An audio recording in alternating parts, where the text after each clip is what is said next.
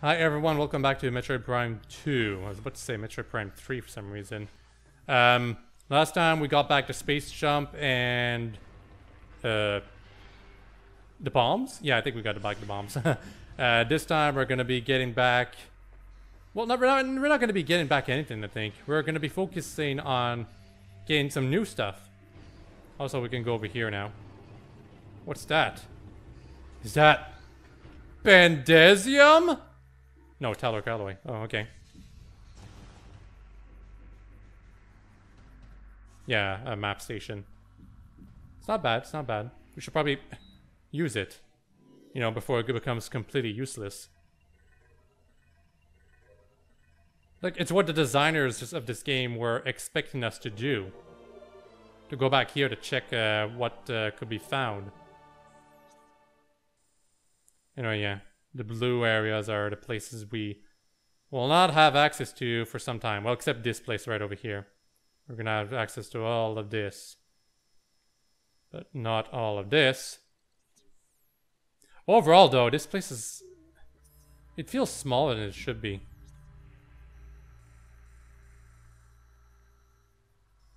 Y'all know why, right? It's because Dark Aether. Because, you know, it doubles the size of the area. Cheaply enough. Although, I say double, but it's not really doubled. It's more like 1.6 multiplied, something like that. Because there are some areas in Dark Aether that don't correspond to where you could go in Aether itself. I can hardly think of any areas that only exist in Dark Aether. Like, you can only explore them in Dark Aether. Anyway, saving Aether. Aether's planetary energy supply reached a critical stage. If left unchecked, the energy would expire, bringing an end to the world. Our greatest minds devised a way to preserve and regulate the remaining planetary energy. The energy controllers. Okay, so this one was supposed to be red before another one, I think. Fair enough. We cannot bomb roll into this place, in case anyone's wondering. At least I don't think we can. If we can, well... We couldn't do much even if we could go there. Not until we get the other beams. Jump here. And jump here. Yeah. Shortcut. Then we just go over here. Scan this thing. The stellar object. By the time we detected the stellar object as it streaked toward our world, it was too late to stop it. We fired numerous weapons at it in a vain attempt to alter its trajectory. Nothing worked. Our efforts placed a great strain on the energy controllers and weakened Aether. All we could do as this object drew closer was take shelter and wait. We gathered stores of food and water, reinforced shielding on our dwellings, and spent the last hours in peace. That's the end of the Golden Age, I think. Depressing. Yes. Sand gates will open. Thank you.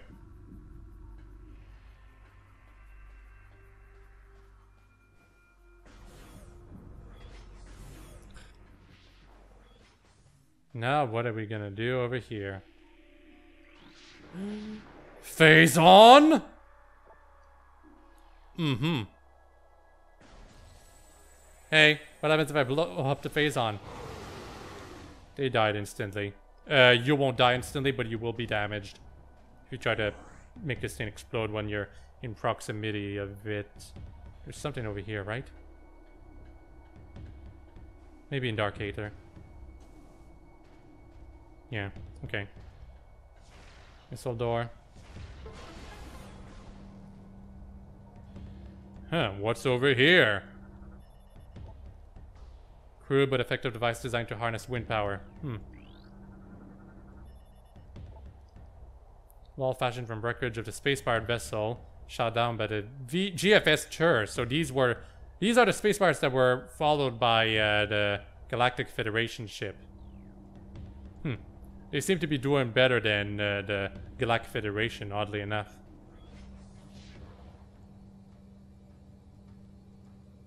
Oh gosh. Space pirates, and they've got some funky new toys to play with. Like this ship. This pirate skiff. It's interesting, but it's unarmed. It's you can't destroy it, I think. All disappointing. Wow, how could I miss?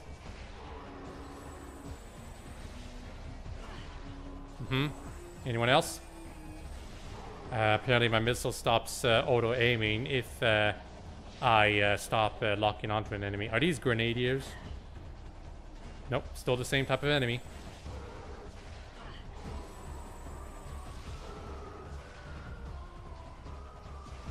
Oh, they can roll around to dodge your shots. Cool. Anyway, these pirates are a little smarter. They take control of these cannons. And these cannons are actually super powerful in multiplayer. Not so much in single player. Anyway, Vigilance class turret. They fire shots that hit harder than the normal shots, but are easy to avoid. Very easy.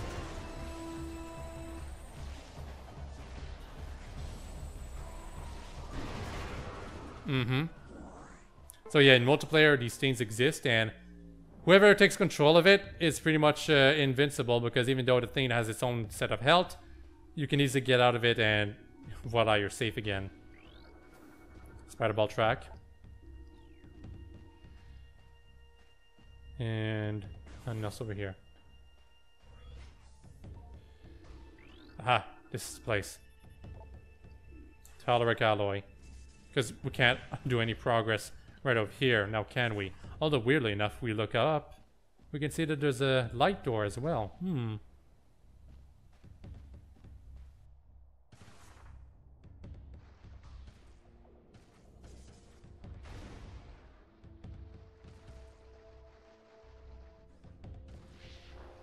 This is a little disgusting what we're going through right now, but it does look organic for what it's worth.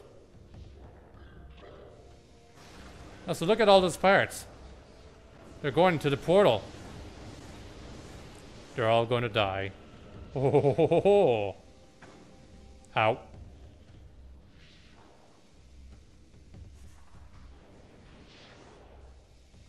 Did y'all see me? Apparently they did. And they're making sure we can't go over there.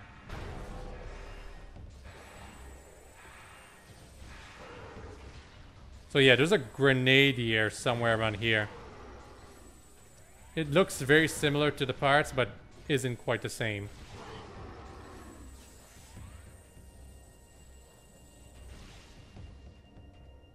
I say there's a grenadier around here, but it apparently isn't here anyway. Okay, whatever. Sentry reports.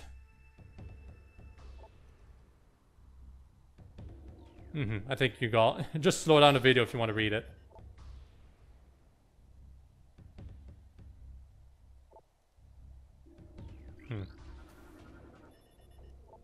So Phazon fever is basically being addicted to Phazon.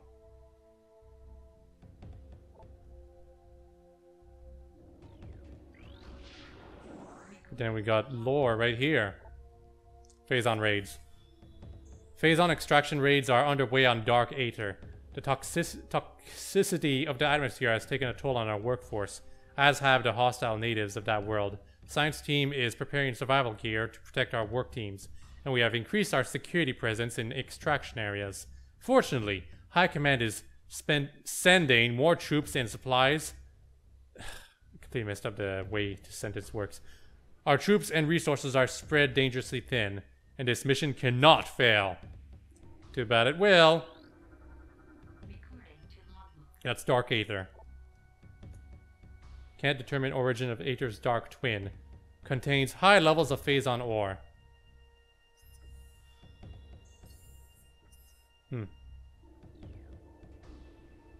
Weird explanation. So these are inactive portals. Only can be activated if you have light energy and dark energy weapons. Guess what we're getting very soon?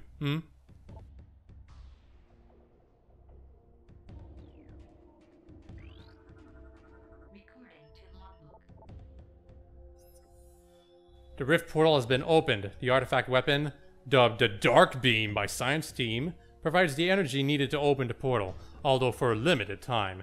We've sent expeditions through the portal and they have returned with incredible news. The portal leads to a parallel version of Aether. This dark Aether has suffered a global calamity, turning it into a toxic wasteland. It is the homeworld of the shadowy creatures who have been raiding our base for the last cycle. Most importantly, it is the prime location of Phazon in this sector. Extraction plans are being prepared. We will not be denied.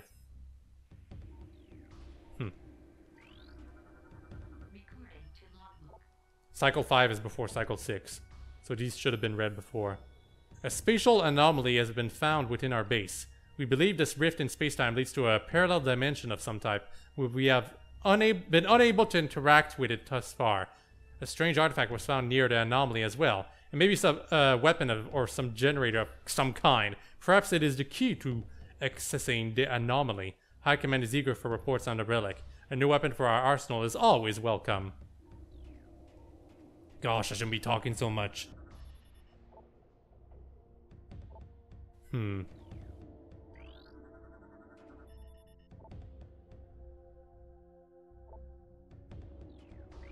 swamp, huh? Torvus Bog?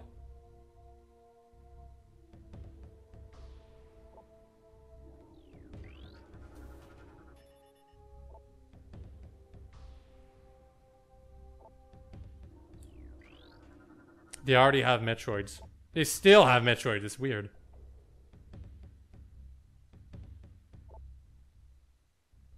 They must have liked writing this one up, huh? Also Aether.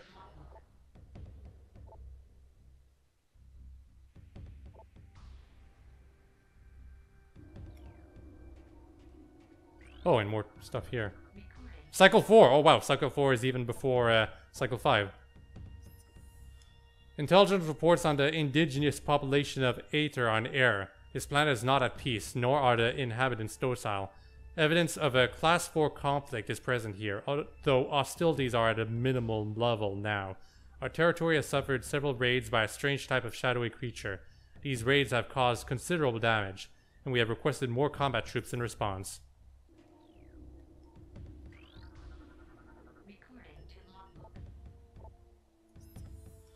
Science teams detected the presence of Phazon in the dash system 4 cycles ago.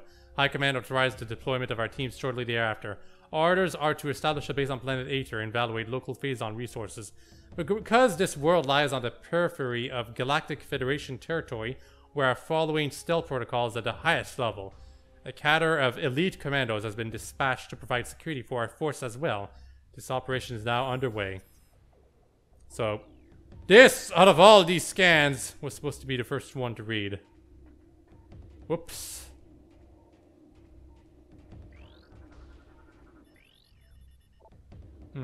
Elevator online.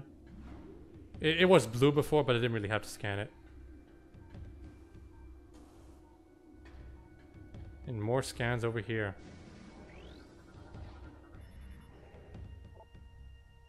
The Dark Hunter has breached the Metroid production facility. Protect Phazon supply at all costs. Get to the Dark Hunter. Glory to the space pirates. Who is the Dark Hunter? The Hunter has hacked our data net. All of our secrets are now hers. She cannot be allowed to escape. Terminate her on sight. Also, one more pirate right over here. Come on. That it? Thankfully.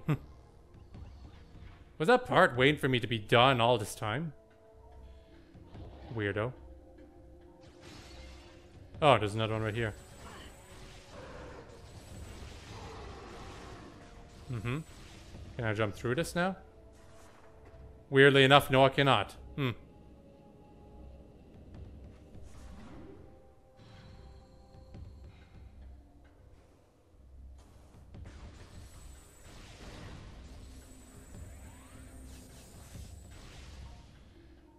So, what about scanning this?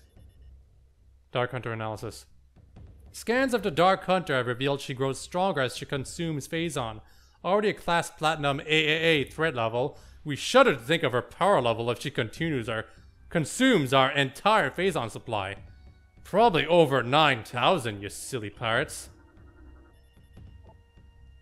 Phase on supply as Site 1 is diminishing. Sites 2 and 3 are supply rated above 90%. Site 4 remains a problem due to high presence of hostile bioforms. Any other? No? Okay. Time to go over here. Oh my! Dork Samus? The edge is real. Well, we couldn't scan her in case anyone was wondering. Cycle 7. Federation attack. Another disaster. The transport bringing our reinforcements and supplies has been shot down. It was engaged in orbit by a Federation vessel, which has landed near the alien temple. It's only a matter of time before the Marines attack. Survivors from our ship have made their way to our base. Here we shall make our stand. Another enemy. First, the Shadowlings. Then, the Dark Hunter. And now the Galactic Federation Marine Corps. Perhaps fate will smile upon us before the world itself opens its maw and swallows us. Nice sarcasm. Unfortunately, I'm the next person to be mentioned in these scans.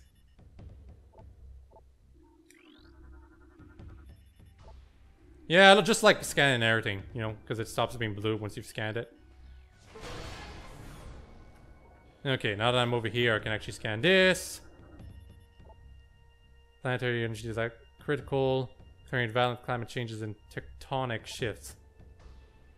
Global destruction is inevitable. Last door control security bypassed. Door will remain in the open position. Security in control systems have been jammed at the source. So now we can go over there. Can't go through here for some reason. Like, our morph ball form fits.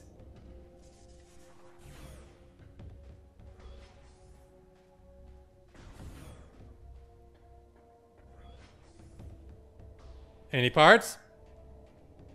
Anyone? No? Good.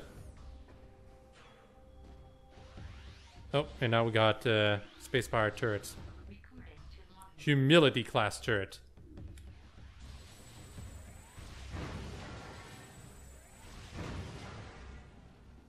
They're all weak. Lasers are not instant death and they don't deal that much damage either. Kind of weird to think that in Resident Evil 4, which was released a little bit after Metroid Prime 2, would have lasers like these and they would be insta-kill. Hey, get back here. Cowards. Also, I like how the ship kind of disappeared just like that. It's kind of funny. Anyway, Metroid. But we can't identify them properly here because they're stuck in the tank.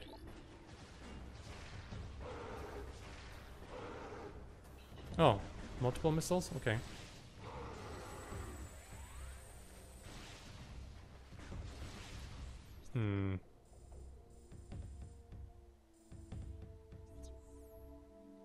Just checking around. Elevator. It is cool how early on Metroids are introduced, but they really don't fit in with the story of Metroid Prime 2. Like, I feel they were just included because it's a Metroid game, you know? And the fans would complain otherwise, like they did with Hunters, which only had Metroids in its demo. Weirdly enough. That it? Metroid handling protocols. Metroids are not pets. Metroids are not for target practice. Finally, unauthorized feeding of Metroids is still strictly prohibited. They're actually playing around with this Spacefire's corpse right now. Evidence of symbiotic bonding present in the subject system. Subject is barely alive and is periodically leashed of its bioenergy by Metroids. Huh. Anyway, Talon Metroid, they were brought over from Talon. Yes, still weak to concussive blasts. Particularly weak to the ice beam. Unfortunately, there's no ice beam in this game. But there is something called the Dark Beam, which it's frost based. So the Metroids are weak to it. Everything is weak to them, honestly. The Dark Beam, that is. So yeah, these scans indicate that these Metroids were fed stuff that they weren't supposed to be fed. Or damaged. Something like that. The hunter. Samus Aran, the accursed hunter, has arrived. The sudden arrival of the hunter is strange enough, but her actions are stranger still. She does not seek our destruction, but our Phazon. With each raid, she steals Phazon ore, only killing those who attempt to deny her. What she needs it for, we do not know. Though science team suspects she requires it to power her new armor suit. Dark in color, it is equipped with strange new weapons. The troops now call her the Dark Hunter. It is a fitting title. Very fitting. Ah, another turret. I think that was still humility class. In case anyone was wondering.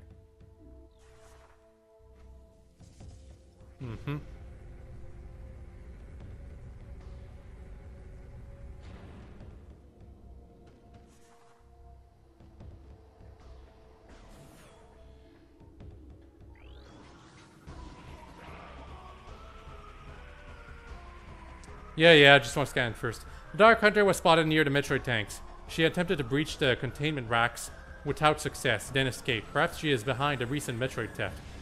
Dark Samus is Metroid by nature, sorta kinda. Because if you've seen the 100% ending of Metroid Prime, Dark Samus is Metroid Prime. Just reborn as a copy of you. Flying parts are introduced a bit earlier than expected. Honestly. Die. So, some of you may have noticed by now, some models are different, but the bones structure of the model is reused. Some of the animations are reused, is what I mean. And that's important to mention, that this is a good thing, because it means they managed to give you the feeling of a different enemy, but also save time by reusing actions they had previously created for the previous game. Anyway, energy containment field generators. I failed 3 times. I fear for our safety. We're out of spare parts. One more failure and we're finished. Mass breeding of Metroids underway. We will meet command's quota within a cycle. Storage remains an issue. We recommend expansion of existing facility before a critical Metroid level is reached. The parts aren't creating queens, in case anyone was wondering. I think for breeding, what they're actually doing is cloning them. Or maybe multiplying them through some kind of beta ray or something like that.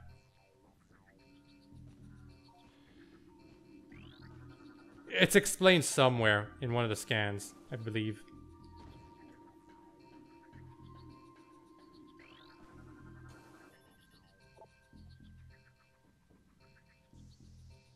Metroid Unit 318 was put down today after a failed domestication session. Metroid Unit refused commands and terminated one of its handlers before it was subdued. Wow, you don't say. Command authorized. Gamma power storage racks configured to desired position. So yeah, if you interact with these things, it actually moves these things in the background over there. We want to... Well, look, check this first. Gamma power storage rack position monitor. This thing.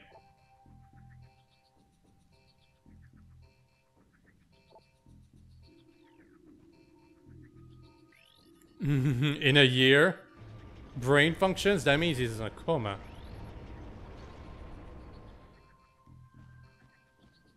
Yeah, this one has to be positioned like this. This one has to be positioned like... I want to scan this one too. This one has to be positioned like this. Yes, Delta. 3 Metroids have been stolen. All on-duty units have been questioned. Whereabouts of Metroids unknown. Doubling security in Metroid eras until further notice. Let's scan this one first. Didn't change anything because it's already like this. And yeah, this is the way it should be. You know, in case the cutscene doesn't already make it obvious enough.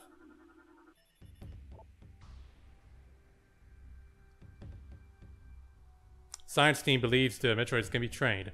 After several cycles of trying, I believe science team has vapor for brains. I've lost 2 assistants to the wretched little things. So this is where the scan is. I thought it was a Metroid Prime 1. Huh. Oh well.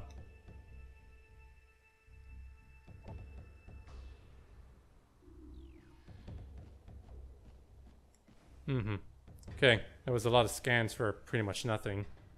Except for, of course, the science team has vapor for brains thing. That's so amusing. I remember having trouble jumping this section, because if you jump too early, you hit your head on the higher thingamajig. Platform. Whatever.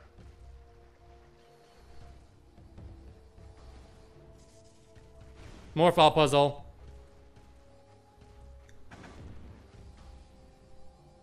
I have to go all the way around. Also lasers. Ow. Ah! Tuck! Getting hit too often. Shouldn't be taking too much damage, seriously.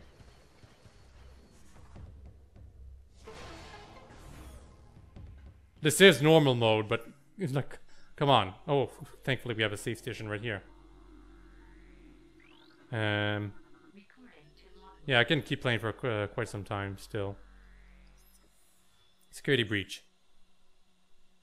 The Dark Hunter teleports into the base at will. Our security has proven next to useless against her. Her latest raid was disastrous. Not only did we lose more phase onto her, but she also crippled the stealth field generator with her strange new weapons. We are exposed. Until the replacement generator arrives, we will be vulnerable to scans and detection. Our presence here is still minimal. Should the Federation find us, we will be unable to defend our position. Fortunately, Aether is on the fringe of Federation space. With luck, we will have a stealth field back in effect before being detected. We've already scanned another Cycle 6 thing that shows that they did get caught.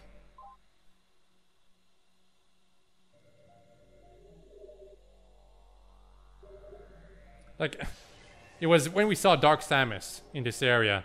I scanned one of the places that was supposed to be in the other side, and I was not supposed to do that. So we were reading those things out of order. Can we scan these things? No, we cannot. I don't mind though. Brimstone. Also, these annoying things. We can go over there once we've gotten boost ball. We don't have boost ball right now, because we'll be able to go all the way up there once we got boost ball.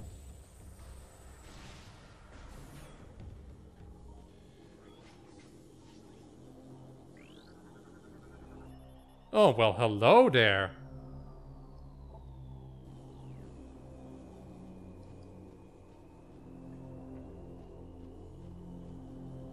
And hello there. And it's quite clear that we gotta go over here.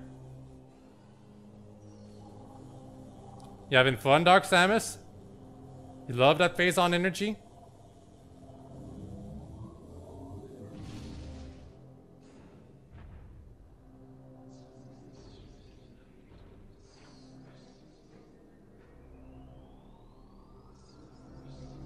Yeah, this time we're ready.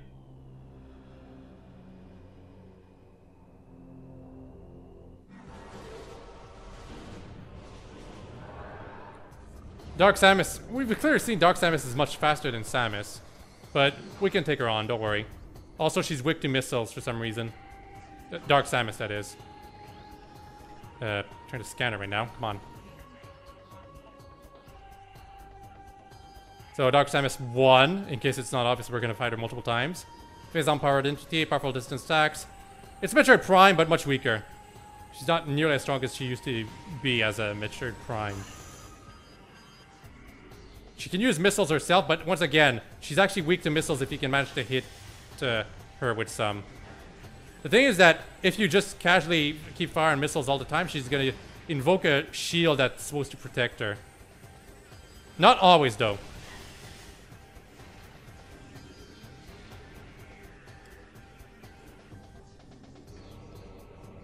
I do love the way Dark Samus moves. It's a challenging way to hit an enemy, even with the lock-on. Come on, you got more tricks up your sleeve, don't you, Dark Samus? Yeah, you need to aim well if you want to actually be able to use the missiles on Dark Samus. Okay, she's had enough.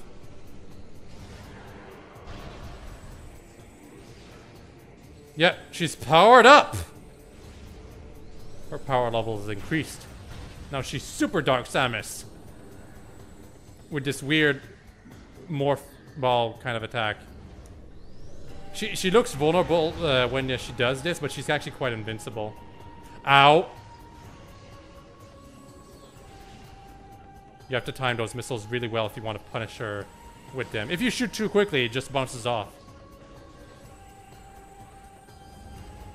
If you always want to damage her without fearing that she will activate her shield, just use the charge beam all the time. Wow, I thought it was based on when you push the button that she'd invoke her shield, but she actually accurately predicts when the missile is gonna hit her. Most of the time, anyway. Ha! Yeah, I hit her with my missiles quite often. Well, are you dead? No, of course not. That was a goofy run there, Samus. You should have morph balled away.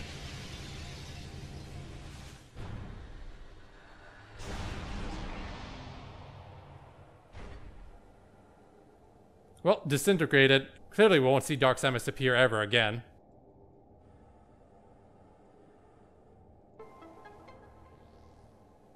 Right?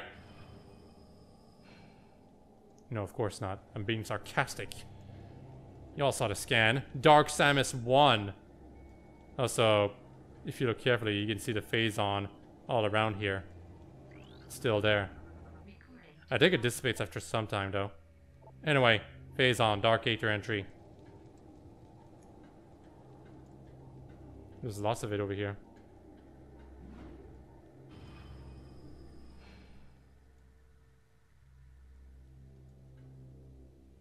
Yeah, see, the phase-on's finally dissipated. It's gone now. It's supposed to fool you into thinking Dark Samus is done for. Anyway, the Dark Beam. So, Dark Beam and Light Beam, which we'll get later, they've got limited ammo, but you're supposed to use them to open doors and stuff. So, the way it works is that if you have ammo, you can shoot it normally and also charge it to do a charge shot. But if you're out of ammo, you can actually charge it to do a normal shot. You know? Anyway, yeah. Dark Beam. Cycle 6. This is the last entry. Or the third entry. The last entry was the one we saw before. Shadow War. The local war has escalated in intensity. The Shadowlings from Dark Aether have launched an offensive. The assault seems focused on a central network of buildings atop a mountain. A base, perhaps. Strangely, this attack coincides with a rise in planetary instability. Perhaps these shadow creatures are using a new weapon system. The Shadowlings must believe us to be foes, for they have hit our base numerous times as well. We are holding, but attrition is taking its toll on our troops and resources. Reinforcements are en route. We can only wait and defend what is ours. Yeah, the space pirates are kind of on the sidelines in this game. I do appreciate their presence, however. I really, really do. Can't scan this, but it's clear we're supposed to shoot at it. And if you want to go back down there, feel free. There's clearly a power-up to be gotten somewhere over there, in case anyone's wondering. And once again, if you want to switch the power beam right away, you just press plus. That's something that I really could have used much earlier on when I was playing Prime. And it's going to be particularly useful with these weapons considering they have limited ammo.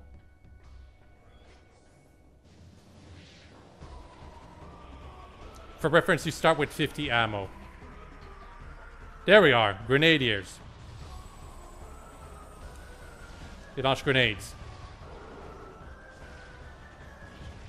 The grenades hurt a bit, but not that much. Seriously? The pirate's in the perfect spot where I can't hit him. Where's the other one? There we are. I could use the dark beam, but that's a trend with weapons with limited ammo. You don't want to use them until you absolutely need to. And then you don't end, you end up not using them at all, you know? We are supposed to go over here in case you're wondering. It's quite obvious, in fact. And I have about 10 minutes left before the 45-minute mark, right? Kind of unfortunate. Anyway, yeah, remember when I said the pirates are all gonna die? Guess what? Subject's spine was shattered after high velocity impact. The attack crippled the subject, leaving it vulnerable to further attacks and ultimately termination. Subject took multiple armor breaches, exposing its body to local atmosphere. Anything else? Well, first I'm going to show what happens if you use the dark beam. These things. That's right. The light beacon is nullified.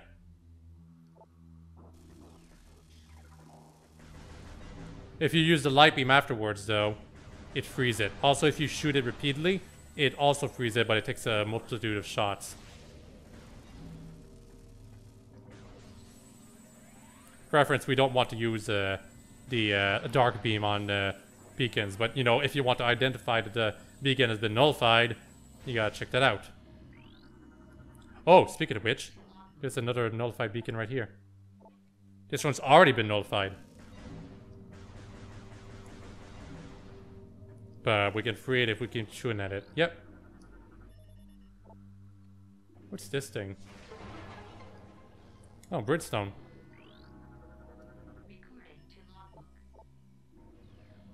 A lift crystal. Okay.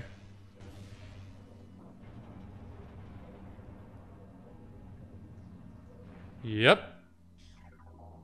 Also there's puffers. What a classic enemy. Called a Darkling here. The Dark Preed. Wow, thanks a lot, Metroid Prime 2. I clearly needed to know that. Oh, once we got in the light beam, to get more ammo from a beam, you need to hit enemies with the opposite beam. So, if you want to get more light ammo, you hit enemies with the dark beam, and containers like these with the dark beam. You want to get more dark ammo, you hit stuff with the light beam. We got 2 keys now. Just need 1 more. Then we'll be able to fight the boss. Anything over here? Yeah, actually, we could go over there instead of... Actually, I want to go over here.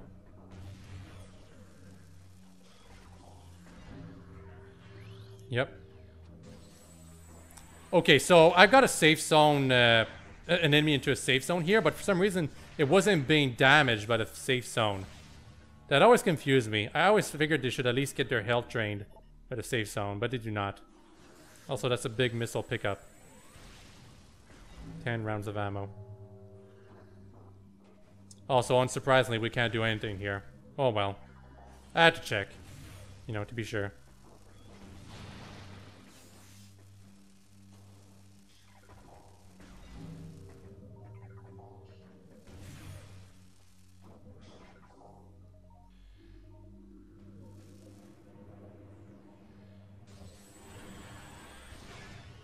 Hi.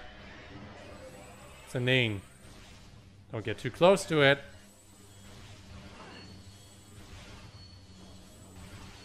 Ow. My Wiimote is also running out of power, as you can see from the yellow icon. Well, now it's back to 2 bars, but you know. Makes sense. Oh, also blue energy. And our subject was undergoing parasitic fusion when its heart failed. Massive biosystem shock led to the termination of subject and parasite. So it went down with its enemy. Good job. Large energy unit. Not the largest, though. Also Phazon. You must not be close from the explosion if you don't want to get damaged. Don't touch the Phazon itself either.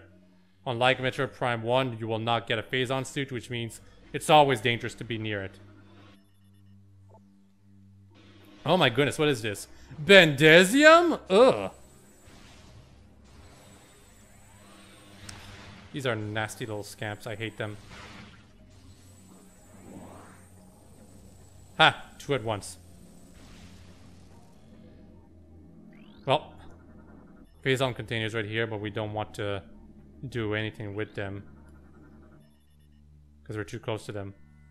This is the 4th space pirate, right? There were 5 total.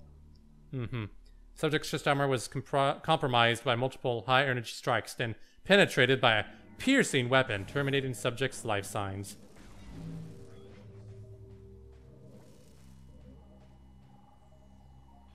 Alright, now we're over here. The area looks a bit different.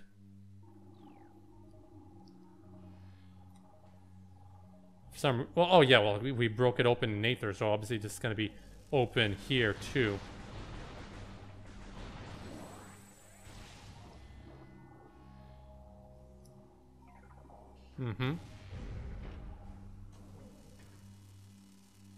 Aha.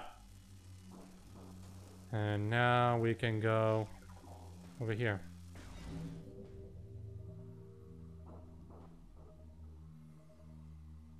Pretty sure there's nothing on the other side. But you know, this is Metroid Prime 2 and I keep repeating that I'm not confident I'll get 100% initially. Also, there's a save point right here, which is mighty convenient because we're stopping this video right here. I think for the next one, we're actually going to go ahead and complete Aegon Wastes. Most of it anyway, not all of it. Anyway, subject has a number of severe phase-on radiation burns. Trauma from these wounds is the cause of death. And a 6th part right here, which means I don't count well enough. Subject chest armor was compromised by multiple high-energy strikes and penetrated by a piercing weapon, terminating life sign. We've read this one before. Something like it, anyway.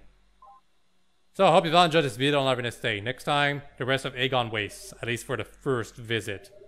Bye-bye!